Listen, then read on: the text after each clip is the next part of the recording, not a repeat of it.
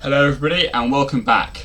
So in this video I'm going to be discussing the Women's Cricket World Cup final in Navi Mumbai in India between India and South Africa. So, who won?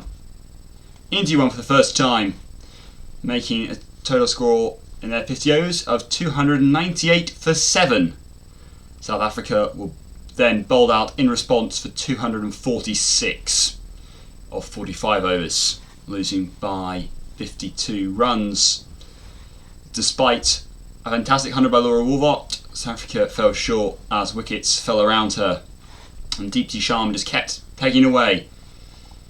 India, first time champions, but South Africa would also be first time champions had they won, with England and Australia both knocked out at the semis, the two teams in the top 4 who had won it before. So they were both eliminated. Australia in quite a tight game. England in a game that was just like they never really stood a chance of winning. And to be honest, Laura Wolvaardt brilliant across both games. She was then the leading run scorer in tournament with 571 runs.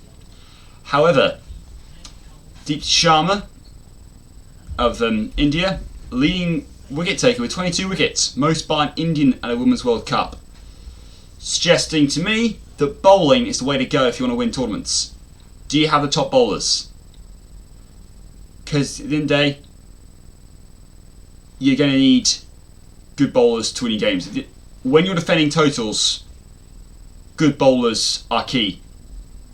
Batters will get you the runs, but if they fall short of a challenging total, as many suggested that India did slightly in that final, most thinking 300, 350 would have been what they needed, but then he got 298.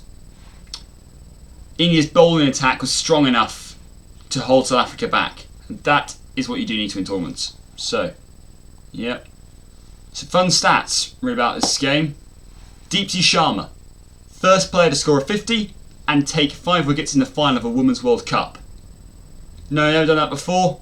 Brilliant all-rounder, has played for a long time, very experienced cricketer, and has been key for India throughout this tournament. Named player of the tournament, in fact, for her all-round contributions.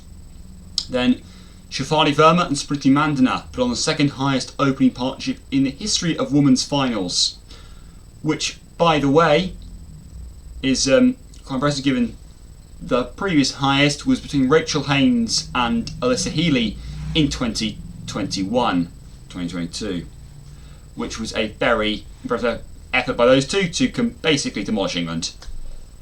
But Shafali Verma and Smriti Mandhana batting really well. Verma hit her highest ODI score, in fact, and was named player of the final. She also took 2 wickets for 36 runs in 7 overs, proving that she can be a bit of an all-rounder when needed. Smriti Mandhana was out, I think, from what I heard, 7 runs short of 1,000 in Women's World Cups, which would be disappointing for her, but she batted really well. She's got a lot of time left. So those two batted really well. Impressive also from Shafali Verma, given that she wasn't in the original squad for this tournament. Injury happened to India's other opener, and so she got parachuted into the squad to play in the semi-final and final. So, quite impressive stuff. Then India scored the second highest total in the Women's World Cup final. If I'm not much mistaken, the previous record was also Australia versus England in 2021-2022. So, India, very impressive there with the bat. And little doubt they deserved to win that final. They played brilliantly and thoroughly deserved that trophy that they lifted at home in Mumbai, and the scenes there were insane because the game finished off to midnight due to rain earlier in the day.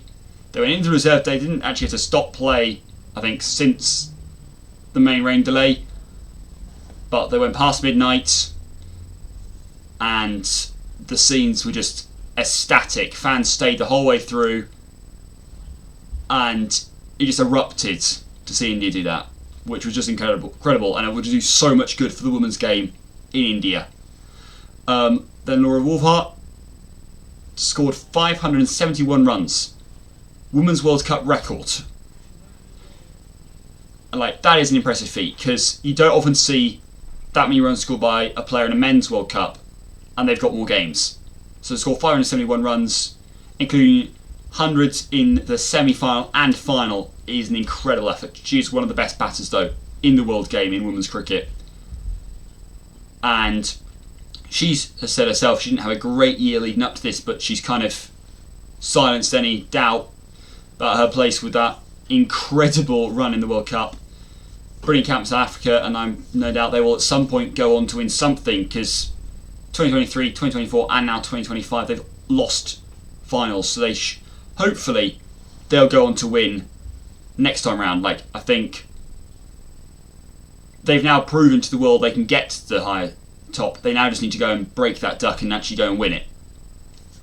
So yeah, it was quite an incredible game, really, and I have no doubt that it will do a lot of good for women's game just around the world, just to see India do that.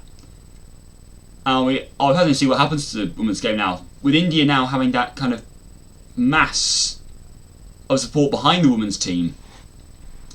Does that see like a shift towards what is more like the men's game? Or the men's game, India are favourites so often because there's support behind them, and does the broadcasting revenue switch? Like, does so much now, will more come through India? So much of it comes through India in the men's game, will more come now through India in the women's game, because India now, the Indian women's team have got a huge fan base on board now. And when you have a fan base in a country like India and it just keeps growing, that's going to bring in a lot of revenue to ICC. So it's going to be interesting to see how that all plays out. But all in all, a very, very good final, and great game to listen to. And I'm sure it was great to watch for those who watched it. But thank you for watching, and yeah, see you somewhere. Bye.